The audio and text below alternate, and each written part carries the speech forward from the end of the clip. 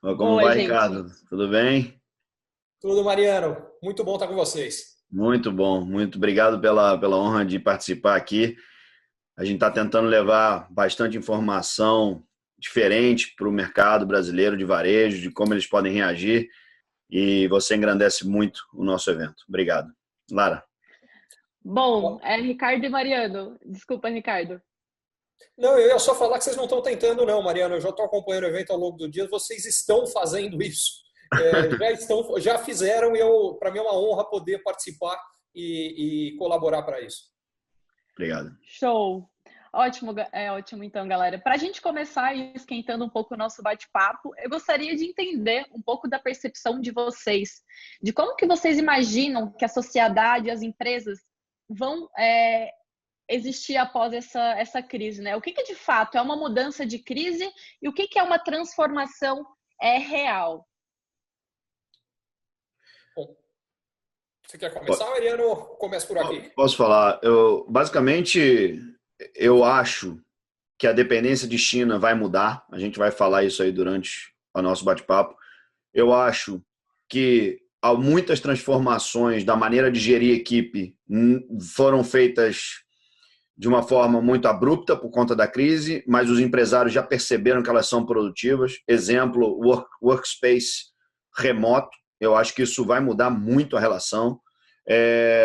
A percepção de que projetos têm que ser altamente escopados e testados para serem rolloutados, isso eu acho que também muda muito. As empresas começaram a atuar como as empresas chinesas. Faz, testa, se deu certo, rollouta. Eu vejo muito ego da diretoria, de vice-presidentes, de boards caindo, porque na crise você não tem espaço para ego. Então, eu acho que a sociedade, por todo o medo de se perder pessoas amadas, e as empresas, pelo maior choque da nossa geração e talvez de gerações, elas vão sair disso muito mais fortalecidas. A sociedade, rezo a Deus, com uma empatia maior, e as empresas, acredito eu, com uma velocidade muito maior. Olha, eu concordo com todos os pontos que o Mariano levantou. Acho que vale, de fato, a gente falar um pouco mais sobre a questão de dependência de China. Acho que essa vai ser uma das mudanças importantes. Além das mudanças que o Mariano colocou, eu traria pelo menos mais duas que eu acho que vão ser marcantes. Uma delas é a aceleração do processo de transformação digital. Vocês são parte desse processo de transformação digital. Eu ajudo clientes há pelo menos uns 4, 5 anos a fazerem esse processo de transformação digital. E eu não tenho dúvida que nos últimos 1 mês e meio, 2, transformação digital deve ter avançado mais no mundo do que tinha avançado nos 4, 5 anos anteriores. E esse processo veio para ficar.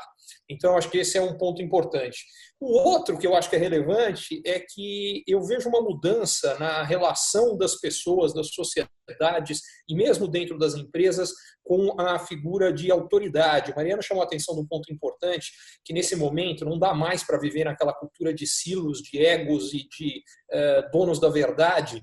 Por outro lado, a gente está vivendo uma situação que de uma necessidade de tomada de decisão numa escala que só o líder da organização pode tomar, porque é o vai ou racha das organizações. Mariano falou um negócio que ele tem absoluta razão. Quando ele fala que as organizações vão sair mudadas, é mais do que isso.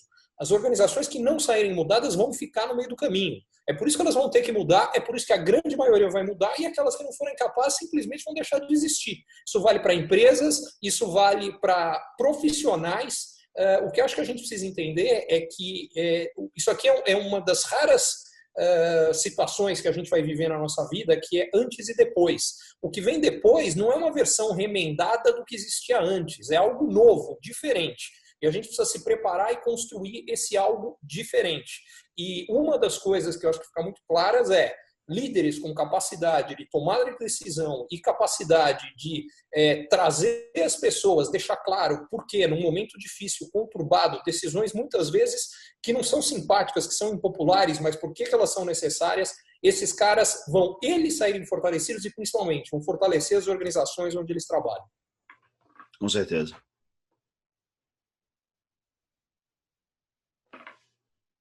Ótimo, galera. E trazendo um gancho, acho que vocês comentaram, a gente sempre fala de China trazendo muito essa visão do vírus, da onde que surgiu toda essa pandemia, mas trazendo um pouco dessa visão de alterações das empresas em relação à diversificação do risco China, né? O que é esse risco China e o que vocês acham que vai acontecer daqui para frente em relação a isso?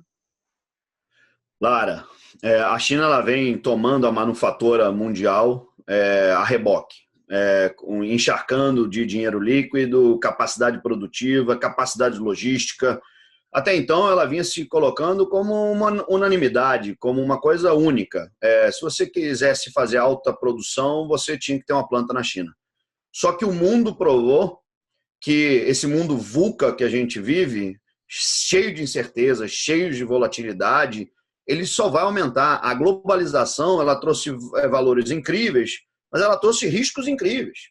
Então, quando você fala, puta, minha planta estará inteira na China, e aí vem um Covid que para a sua planta 45 dias, colocando várias indústrias mundiais à beira do break de não ter estoque para vender, isso é muito perigoso. Então, minha opinião, eu acho que vem México, Eastern Europe, eu acho que vem Brasil, como grandes players que podem absorver uma alteração dessa decisão que vai ser mais geopolítica do que econômica. O que você acha, Ricardo? Eu acho que você está certíssimo. Acho que tem dois componentes adicionais que podem reforçar o que você está dizendo. O primeiro deles já há um movimento que já começou, e na minha opinião é uma discussão hoje fora de propósito, mas é uma discussão que vai fazer sentido depois. Eu digo que ela é fora de propósito porque hoje eu acho que a gente tem coisas muito mais prementes para ter que se preocupar e cuidar. Mas já há uma discussão de vários países, no Brasil isso é forte, nos Estados Unidos também, inclusive a respeito de retaliações à China por conta do fato do vírus ter vindo de lá. Então isso vai reforçar esse negócio. Tem inclusive uma xenofobia grande, imerecida, na minha opinião, a xenofobia especificamente, apesar de achar que aquela discussão cabe sim. Mas isso vai reforçar o que você está dizendo. O outro, o que eu acho que essa situação aqui deixou muito clara, como você fala, no mundo VUCA, algo que a gente precisa valorizar e reforçar é gestão de risco. Porque a questão é, quanto o cara tem de redução de custo por fazer na China? X. E quanto ele está correndo de risco a mais? Exato. Se o risco proporcionalmente é muito maior, isso não estava na equação, isso vai entrar. E eu acho que vai gerar, sim, o que você falou, eu acho que o grande beneficiário tende a ser o México, porque a conexão e a transferência de tecnologia entre Estados Unidos e México, por conta de acordos que já existem, vão se acelerar, até por uma questão política, porque quem se colocou mais contra isso recentemente foi o Donald Trump. Por conta do coronavírus também, eu diria que pré-coronavírus ele era favorito para ganhar a eleição nos Estados Unidos. Hoje inverteu. Hoje vai ser difícil ele conseguir levar essa eleição. Então, até por isso, eu acho que sim, a conexão americana com o México vai se reforçar e ele é o grande vencedor. O leste europeu que você colocou, eu também concordo, mas acho que a conexão, aí particularmente com a Europa, com o leste europeu, e a parte de transferência de tecnologia está mais atrasada, até porque dentro da própria Europa, a União Europeia está mais atrapalhada, o impacto, diga-se de passagem, econômico nos principais países da União Europeia provavelmente vai ser o maior de todos eles. Quando saiu hoje, por exemplo, as projeções do FMI. E as maiores quedas de PIB previstas são exatamente Itália, França, Alemanha, Espanha. Então, por tudo isso, eu acho que você tem razão quanto ao resto europeu, mas acho que menos do que o México. E aí o Brasil. O Brasil vai ter que fazer isso acontecer. Não vai acontecer. No caso do México, já vai acontecer quase que naturalmente. O Brasil, não. A gente vai ter que fazer a nossa parte para que isso aconteça, porque a gente está fisicamente mais distante, tanto do ponto de vista de cadeia de produção, como do ponto de vista de um mercado consumidor significativo. A verdade é que no mercado sul-americano, o grande mercado somos nós mesmos. Então, para que o Brasil possa se beneficiar disso, a gente tem que fazer um trabalhar. Eu estou com você que é possível, mas cabe a nós fazer com que isso seja verdade. E, Ricardo, acho que aproveitando um pouco desse gancho que você comentou, de a gente ter que se reinventar, de buscar, eu queria que vocês trouxessem, tanto o Mariano quanto o Ricardo, casos de reações de empresas rápidas que chamaram a atenção de vocês durante esse período. O que vocês viram, assim, que, caraca, olha o que a galera tá fazendo mesmo em momento de crise, assim? Ricardo, se você me permite responder primeiro, Claro. Cabe um reconhecimento ao empresário executivo, trabalhador brasileiro. A velocidade que o Brasil se adaptou e está reagindo e está criando processos novos é muito superior ao mundo. A gente tem clientes em 32 países. Eu falo com pelo menos 9, 10 países ao dia. Eu tenho acompanhado o que esse pessoal tem feito de reação. E o brasileiro está dando um show. A Zia Daniel, que é a content head do ShopTalk, ela falou uma coisa muito legal na semana passada, que ela falou assim, os brasileiros estão prontos a surfar essa retomada, porque é um povo que está acostumado a lidar com crise, ele sabe reagir em crise. Então, assim, primeiro, parabéns a todos os empresários e executivos. Eu vou citar alguns exemplos, porque eu acho que é legal trazer coisa prática. A ReHap, em 3 dias, depois do lockdown, ela transformou as lojas em centro de distribuição. Em 3 dias, ela fez acordo com os shoppings, porque não podia operar a loja, fechou a porta da frente, acertou com o sindicato, voltou com o shopping, acertou a operação, transformou tudo em centro de distribuição e passou a atender em 24 horas com o estoque das lojas. Um projeto que se fosse feito por escopo, com consultoria, com aprovação da diretoria, com ida ao board, demoraria 12 meses. Foi feito em 3 dias. Outra, transformaram a própria ReHap, transformaram todos os vendedores em social sellers. Treinaram eles em vender via WhatsApp, em vender em Instagram. Se você for agora no Instagram e ver, tem milhares de vendedores da ReHap vendendo produtos do WhatsApp, vendendo produtos no Instagram. Isso não vai parar, isso não vai voltar atrás. Isso, uma vez que foi feito, esse ativo vai ficar ali. Por último, vou citar um caso da Romênia chamado minipri.ro, que é uma loja, um grande magazine na Romênia. A Romênia é um dos mercados que mais cresce na Europa. E veio o lockdown 48 horas, 2 dias, eles plugaram um seller de supermercado e lançaram um mini market para poder chamar o tráfego do grocery, da comida, do bem essencial para a loja deles, e eles continuaram a vender full, não teve nenhuma queda. Então, assim, muitos e muitos exemplos no mundo de reações de empresas que, novamente, é o que o Ricardo falou, quem não se adaptar a essa velocidade de tomada de decisão vai estar fora do barco. O barco virar uma crise econômica, eu acho natural. O tamanho da crise a gente ainda vai discutir, mas os que souberem reagir a essa crise, trazendo a oportunidade que ela criou, eles vão ser as empresas que vão triunfar no final. Deixa eu pegar só esse gancho final do Mariano, que eu acho que é super importante, antes de entrar nos casos específicos. Quando ele fala da importância, da diferença de reação que empresas têm para o resultado que elas têm. Porque o que eu acho que precisa ficar claro é o seguinte, a gente vai viver uma crise econômica muito grande, provavelmente a maior que a nossa geração que está viva já viu no Brasil e no mundo. E olha que no caso brasileiro a gente está acostumado com crise, hein? Só que isso não significa que todo mundo vai ter que ir mal, não. Muito pelo contrário. Vai ter gente que vai ter resultados muito melhores exatamente porque a crise criou condições de se fazer coisas que antes não seriam possíveis. Deixa eu mostrar isso olhando para trás, pegando 2 exemplos de 2 grandes empresas de tecnologia. Uber e Airbnb nasceram da crise de 2008, 2009. Muita gente acha que eles tiveram uma visão além do alcance e perceberam que ia mudar o comportamento do consumidor, que as pessoas não queriam mais ter, que elas queriam só usufruir. Eu acho que o que eles perceberam foi uma outra coisa.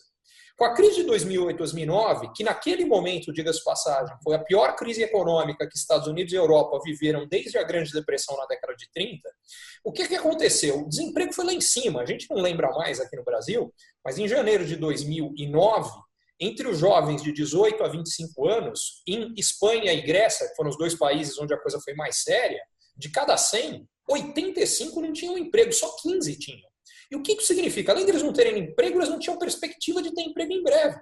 Só que eles precisavam de dinheiro e tinham um quarto sobrando e um carro parado. E aí eles falaram, bom, eu antes não sei, não queria colocar um desconhecido na minha casa ou no meu carro, mas eu preciso de dinheiro, então vou experimentar.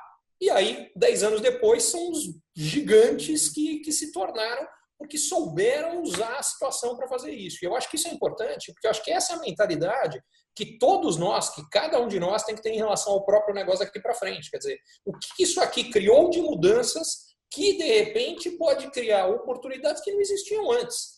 tudo isso, mas deixa eu responder a sua pergunta, que eu achei que era um ponto tão importante que eu não queria deixar passar. É engraçado que o Mariano falou da ReHap, porque foi a primeira empresa que me ocorreu. Acho que, pelo jeito, a gente está de acordo, que é o caso no Brasil mais espetacular que a gente viu de reação. Foi o primeiro caso que me ocorreu. Tendo dito isso, então, eu vou tentar pegar 2 outros lados. O primeiro, fora do Brasil, um caso que está me chamando a atenção, e, aliás, é um país extremamente adiantado em todo o processo de transformação, que está acontecendo na Estônia. O que os caras fizeram? Eles chamaram um hackathon de 48 horas, aberto pelo primeiro-ministro, diga-se de passagem, aí mostra o envolvimento, como é que o negócio acontece, e começaram a ter um monte de novas alternativas. Uma das iniciativas que eles fizeram, que eu achei sensacional, é o seguinte, foi juntar quem fica parado por conta da quarentena com quem, pelo contrário, tem um crescimento de demanda, e como é que isso aí pode trabalhar junto. Então, por exemplo, eles pegaram um hotel que estava completamente parado e, basicamente, juntaram com um negócio de um app de entregas que está com a demanda explodindo e falaram, peraí, como é que a gente pode usar o hotel para acelerar todo o processo de entrega? O hotel passa a ter negócio, ele não quebra, está com mão de obra sobrando aqui. É esse tipo de criatividade que eu acho que precisa acontecer em geral. E o segundo ponto, aí trazendo de volta para o Brasil, mas que eu queria trazer também, não é só a transformação do negócio. Eu acho que a gente está num momento que, mais do que nunca, o tipo de impacto que a gente pode ter na sociedade, além do que a própria empresa faz, é absolutamente fundamental. E aí eu queria trazer 2 exemplos aqui. O primeiro exemplo é o que o Itaú fez. A doação que eles estão fazendo de R$1 bilhão para o SUS e a importância que isso tem, em todos os sentidos. O primeiro sentido é o simbólico, é o exemplo que está sendo dado para o mundo empresarial brasileiro como um todo, e isso é extremamente importante. O terceiro é o quanto isso pode, de fato, aumentar a capacidade de tratamento brasileira. Mas vamos olhar sobre isso do ponto de vista de imagem do Itaú. O quanto isso ajuda a construir uma imagem de uma empresa que, de fato, está indo além da entrega de produto, mas com um compromisso, de fazer algo significativo. Então, não só isso é a coisa certa para ser feita do ponto de vista da sociedade, mas eu tenho certeza que isso vai trazer dividendos do ponto de vista de negócio também. Eu não estou falando que eles fizeram por causa disso, não é isso que eu estou dizendo. Mas o que eu estou dizendo é, vai ter impacto no negócio com uma visão de longo prazo. E isso aqui a gente vê em outros exemplos. O quanto as empresas estão engajadas ou não com o que está acontecendo faz muita diferença. Vou pegar 2 exemplos agora, um positivo e um negativo, de empresas atuando no mesmo setor. Então, a gente teve uma reação inicial aqui, que eu imagino, inclusive, que hoje ele reconheça que não foi a melhor, e diga-se de passagem, uma empresa que eu admiro, tá? Que é o Madeiro. O Madeiro faz um trabalho sensacional, um trabalho maravilhoso, eu admiro o trabalho dos caras. Só que o Júnior Duski, de cara, entrou com o negócio e falou, a gente não pode ficar parado 4, 5 dias, porque isso aqui vai ter um impacto negativo. O impacto de imagem que isso aqui gerou para o negócio dele não foi bacana, não foi legal. O Outback teve exatamente o posicionamento contrário. Qual foi o posicionamento do Outback? Eles pegaram um bando de ovo de Páscoa que eles tinham, que era para distribuir durante a Páscoa para quem ia consumir lá, só que o restaurante estava fechado. Então, isso não haveria essa demanda. O que eles fizeram? Doaram para supermercados pequenos locais para gerar uma fonte de receita e garantir que o comércio local não quebre. E, por sua vez, o impacto de imagem que isso gerou para o Outback foi completamente diferente. Então, eu acho que a gente está num momento que, mais do que nunca, fazer a coisa certa não só é obrigatório do ponto de vista de sociedade, mas do ponto de vista de negócio faz todo sentido do mundo. Perfeito. Perfeito, Ricardo. E trazendo um gancho, acho que vocês abordaram vários pontos importantes aqui, e aí vem um questionamento que eu acho muito relevante a gente fazer. A gente entende que existe uma preocupação em a gente monetizar a população carente, em dar esse dinheiro para eles nesse momento, dar esse auxílio, esse apoio, né? Mas quando a gente fala das grandes, pequenas empresas, médias empresas, como que você enxerga, Ricardo, o papel dos bancos em auxiliar nesse momento de crise financeira que a gente começa a viver aí nos próximos períodos? Eu acho que ele é absolutamente fundamental, mas acho que a gente precisa ser realista, entender qual é a função dos bancos, o que eles podem fazer e o que eles não podem fazer. Qualquer gestor de qualquer negócio hoje, uma das primeiras decisões que precisa ser tomadas é quais são as decisões que vão ser tomadas para garantir a sobrevivência do meu negócio. Isso vale para os gestores dos bancos também. O que isso significa? A gente está vivendo um momento de incerteza muito grande, que significa isso? Ninguém sabe exatamente quanto tempo vai levar para a gente, de fato, conseguir vencer a doença e, por consequência, qual é o tamanho do impacto econômico que isso vai ter. Então, eu falei das projeções do FMI, mas o fato é possível que as quedas de PIB sejam muito menores do que aquelas e pode ser que elas sejam muito maiores do que aquelas. Ninguém sabe. A margem de erro é muito grande, a incerteza é muito grande. O que significa que qualquer gestor tem que ser conservador nas suas decisões. Na prática, do lado do banco, o que isso significa é que ele não pode correr um risco de tempo muito grande. Se o banco sair emprestando mais do que o risco que ele consegue absorver, quem corre o risco de quebrar é ele. Por que eu estou dizendo isso tudo? Porque, na realidade, o que tem que acontecer é, o banco, hoje, o que é importante é a capilaridade que ele tem de chegar às pequenas empresas. Mas o que a gente precisa achar são formas de que, na realidade, o governo, que é quem, nesse momento, tem a capacidade, inclusive, de imprimir dinheiro, se necessário, e eu acho que será necessário, dado o tamanho da crise no Brasil e no mundo, ele pode fazer isso e não vai ter inflação no curto prazo, porque não tem demanda, as pessoas não estão comprando. Então, lá para frente, isso pode gerar um problema, mas lá para frente a gente resolve o outro problema. A gente precisa cuidar do problema atual, concreto, deste momento. O que eu acredito é muito simples. A gente precisa fazer com que os bancos funcionem como um canal de distribuição desse dinheiro, mas que a parte de risco de crédito que fica no próprio banco seja mínima, porque senão o dinheiro não vai chegar onde tem que chegar. E se o dinheiro não chegar onde tem que chegar, não importa o tamanho do pacote que o governo vai disponibilizar, porque a gente não vai ter o impacto que deveria ter. E aí é um efeito bola de neve que começa a piorar cada vez mais. Isso não pode acontecer. E por isso mesmo é absolutamente fundamental encontrar formas, e elas já estão sendo estudadas, de você fazer com que o Tesouro Nacional, o Fundo Garantidor de Crédito e outros fundos assumam uma parte significativa desse risco de empréstimo para que não fique tudo na mão dos bancos e que o dinheiro não chegue em quem tem que chegar. Porque isso aqui é a parte mais importante, tá? Só um último comentário rápido. O que torna essa crise diferente da crise de 2008 é que na crise de 2008 o problema estava exatamente nas instituições financeiras. Elas tinham emprestado dinheiro para financiar a expansão do mercado imobiliário. Quando o mercado imobiliário quebrou, elas não foram pagas e quem estava com problema de balanço eram os bancos. Aí o Banco Central vem e injeta dinheiro diretamente nos bancos, problema resolvido. Dessa vez, o problema está nas empresas. A gente precisa garantir que o dinheiro chegue lá. Senão a gente não resolve o problema econômico. O grande lance, para mim, a visão disso tudo é a velocidade. Um mês de cash flow pode ser grande, médio, pequeno. Cara, um mês de cash flow com receita zero, não tem empresa que aguente, ponto. Não tem empresa que aguente. Então, isso tem que sair da esfera de intenção. Eu acho que o governo federal fez o papel dele, mas ele tem que movimentar os instrumentos estatais que estão na mão dele, Banco do Brasil, Caixa, para poder fazer esse risco compartilhado, não levar isso para a empresa pública, que são empresas abertas, mas que o governo possa entregar uma parcela de risco nisso tudo e fazer esse dinheiro chegar de forma barata ao empresário final, que é quem vai segurar o emprego. Ô Mariano, você está completamente correto com relação ao timing, tá? Aqui a gente está falando do equivalente a um paciente que está passando por uma doença grave e não adianta falar que daqui a um mês ele vai receber tratamento. Exato. Aí já era, não tem mais Exato. paciente, entendeu? Você está absolutamente correto.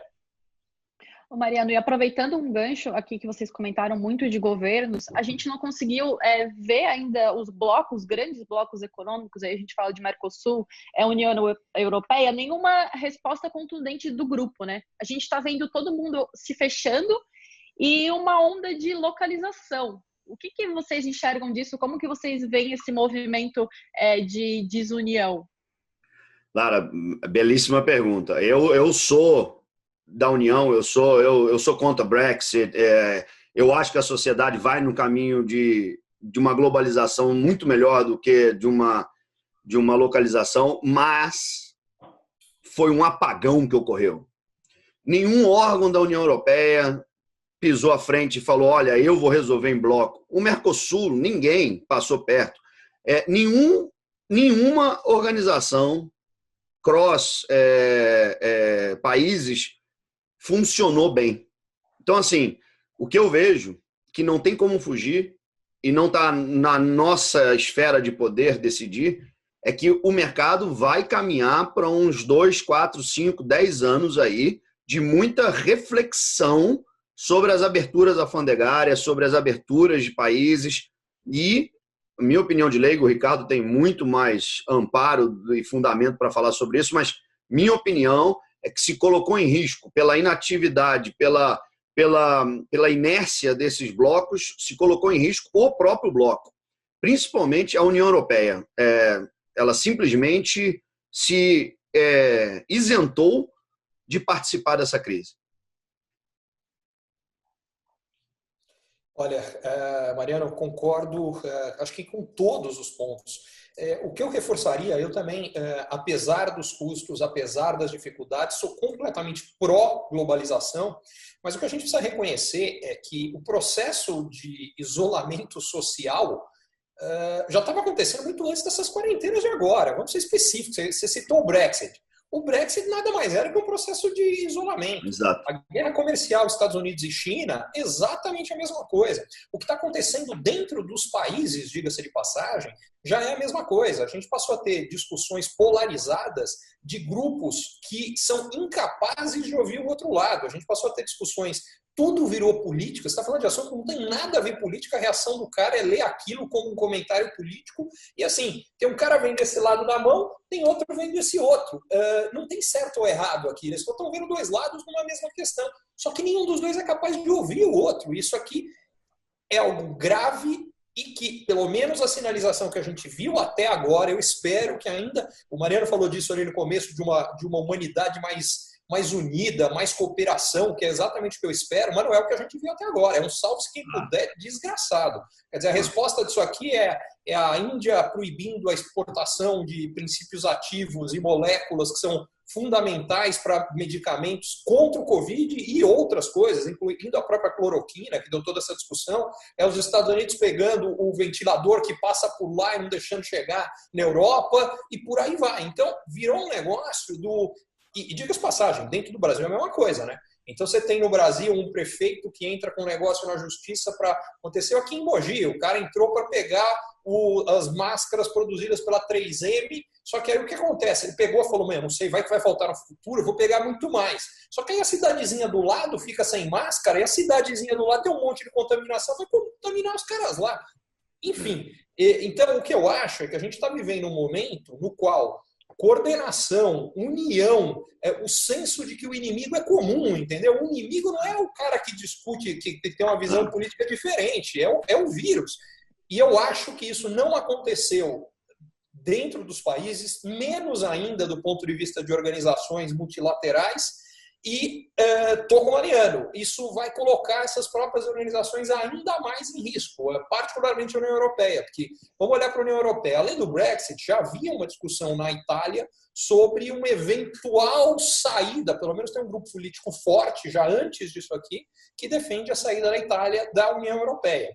A Itália é o país que não só, até agora, na Europa, passou pela maior crise humanitária, mas deve passar pela maior crise econômica também. E soma-se a isso, já era o país antes com o pior desempenho econômico disparado. Uma coisa que aqui no Brasil a maioria não sabe, mas o desempenho da economia italiana na última década foi pior que da economia brasileira. Então, o que isso tudo significa? Basicamente, uma situação onde a gente, muito provavelmente, vai ver assim, esses organismos saindo ainda mais enfraquecidos. Eu vejo isso com preocupação, tá? E vamos lembrar que o governo alemão, que deveria entrar e liderar, ele se absteve de garantir os bondes emitidos agora para o Covid. Então, assim, a gente já viu esse movimento começando. Eu dei uma entrevista, 2 dias atrás, que me perguntaram direita, esquerda. Eu falei, gente, deixa eu convidar a sociedade a pensar, em vez de ser um vetor, direita, esquerda, centro, pensa para cima ou para baixo, só tem esse vetor agora. Ou a sociedade se une e a sociedade civil está apresentando essa união e declara que vai para cima e ignora essa lateralidade, porque senão isso vai chegar com muita força. Espanha, Itália, Brasil, Argentina são países que podem ser muito afetados com essa crise de crédito, que pode vir a ser uma crise financeira, e sabe lá Deus quanto tempo isso pode ficar aí no mercado. No limite, isso pode afetar os mercados emergentes como um todo, porque quando a gente vê as atuais projeções econômicas, elas são de uma crise mais grave nos países desenvolvidos do que nos países emergentes, e fundamentalmente porque a crise até agora que a gente teve humanitária nos países desenvolvidos foi maior do que o que a gente viu nos países emergentes. Agora, esse canal do crédito pode virar esse jogo completamente, e é um risco super importante. Bom, Mariano, Ricardo, a gente aí tem algumas perguntas, Rafa. Mas antes de a gente entrar para as perguntas, eu queria que vocês, em um minutinho, deixassem uma mensagem do que é essa transformação para vocês pós-Covid-19. Vamos tentar aí ser bem resumido. 30 segundos. O que eu fiz, indico a todos, foi uma lavagem no meu coração. Eu escrevi uma carta para os meus filhos para daqui a 20 anos. Porque eles têm 7 hoje e eles não têm ideia do que o mundo passou. E eles não vão passar nos próximos 20 anos nada parecido com o que a gente passou. E eles só vão ser capazes de entender isso pelo livro.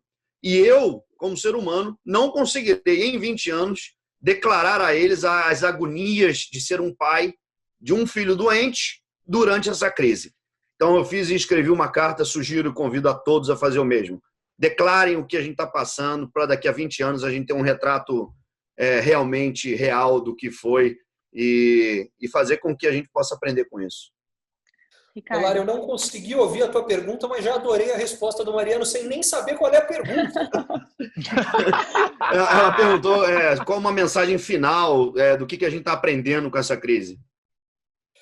Olha, eu agora fiquei com uma inveja maior ainda do Mariano, porque o que ele fez é absolutamente sensacional, muito bacana, e mostra que ele está conseguindo usar já a crise para fazer coisas relevantes, importantes. Eu tenho certeza da importância que isso aqui vai ter para ele e para os filhos daqui a 20 anos. Isso aqui é um processo de construção da relação que eles terão ao longo daqui para frente. E até agora, eu preciso reconhecer que eu não tive a capacidade de fazer a mesma coisa. O que mais me frustra é que quando começou essa história toda de quarentena, eu falei, eu vou ter tanto tempo para pensar e cuidar das coisas que eu queria. E até agora o que eu tenho pensado feito um maluco em tudo que vem de transformação, que vai mudar, o que a gente discutiu aqui. Eu sei que as coisas serão diferentes e tenho gastado meu tempo pensando, pesquisando como elas serão. E até agora, eu tenho 1 milhão de perguntas e poucas respostas. Então, só vou sair daqui com mais inveja do Mariano, mas essa ideia que ele deu, eu vou usar e recomendo para todos, porque a ideia é muito boa. Inveja boa, inveja boa. Deixando um pouco também uma mensagem minha aqui para todo mundo. A gente que está aí criando mais de 2.000 lojas online gratuitamente dia a dia, eu acho que a grande mensagem a gente foi pego de surpresa nesse primeiro momento, mas a gente não pode ser pego de surpresa num próximo momento. Então, é hora de a gente se reinventar e ir para cima quanto mais possível for. Rafa? E Lara, pegando o que você falou da reinvenção e da inspiração que o Ricardo falou, muitas pessoas comentando aqui no app, comentando no nosso timeline, pegando o que o Mariano falou sobre o que a ReHap fez para se reinventar e o que o Ricardo falou, dizendo de como surgiu o Uber, de como surgiu o Airbnb, eles perguntam para a gente o seguinte, Ricardo, o que você pode esperar dessa nova geração de empreendedores que está passando hoje essa questão do Covid? Assim, o que esses caras podem efetivamente se inspirar para poder criar algo novo, como aconteceu com o Airbnb, como aconteceu com o Uber e a ReHap? E também um caso que foi muito citado, desculpa, do Cobase no seu carro. Tá vivo, Rafa? Tá bem? Engasguei. Isso quer fazer televisão ao vivo. Não me deixa preocupado não, Rafa. A empresa precisa de você. Hoje em dia ninguém pode mais nem engasgar, né? Deixa eu pegar a bola do lado de cá para ele poder tomar a água dele tranquilo. Acho que tem 2 pontos. O primeiro, eu tenho absoluta certeza que a gente, por consequência do momento que a gente está passando, que força as pessoas a se questionarem mais, a serem muito mais ousadas e agressivas, porque não tem outra opção.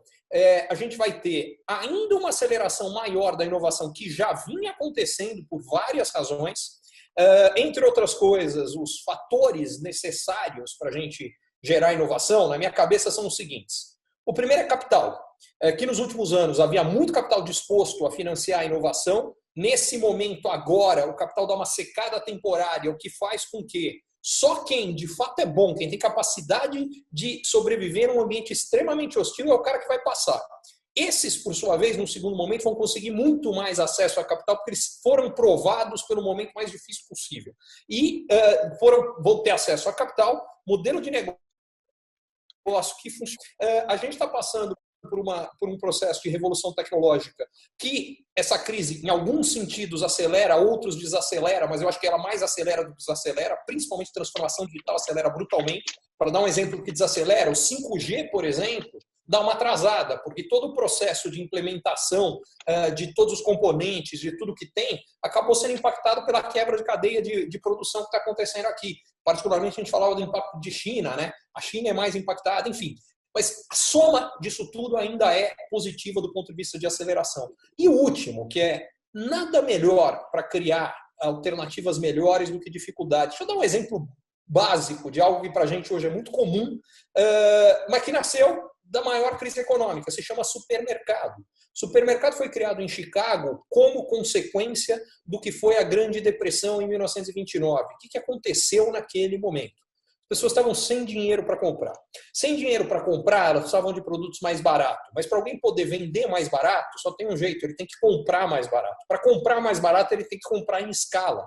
O que existia até então eram mercadinhos pequenos, focados em alguma coisinha. Então tinha um cara que era um açougue, tinha outro cara que tinha uma padaria, tinha um que vendia produto de limpeza, e era um monte de mercadinho pequeno, comprava pouco, barato. O que aconteceu? O cara montou uma área gigantesca e falou, bom, primeiro, eu vou oferecer comodidade porque tem tudo. Segundo, como eu tenho uma escala de compra muito maior, eu posso vender muito mais barato. O resto é história. Quer dizer, hoje, para a gente, a coisa mais comum do mundo é supermercado. Então, o que eu tenho certeza é que esse momento, para as pessoas que querem fazer acontecer, ao contrário do que parece, é o melhor possível. Ele não é o pior. Ele é o melhor possível por ele ser o mais desafiador. A gente não desenvolve as habilidades que a gente precisa num ambiente confortável. Aí fica todo mundo tranquilo, tudo de boa e vai tocando. Quando o negócio é questão de sobrevivência, quem é bom, quem está disposto a se esforçar, se sobressalta muito mais. E acho que esse é só o último comentário, que é esse aqui. Gente, a diferença entre acertar ou errar nas decisões com um mercado estável é que o cara que acertou se dá um pouquinho melhor, o que errou um pouquinho pior. Mas a diferença não é brutal. Ela é importante, mas não é brutal. Num momento que nem hoje, a diferença é o seguinte: o cara que erra morre e o cara que acerta vai lá para cima. Mais do que nunca é importante tomar as decisões corretas.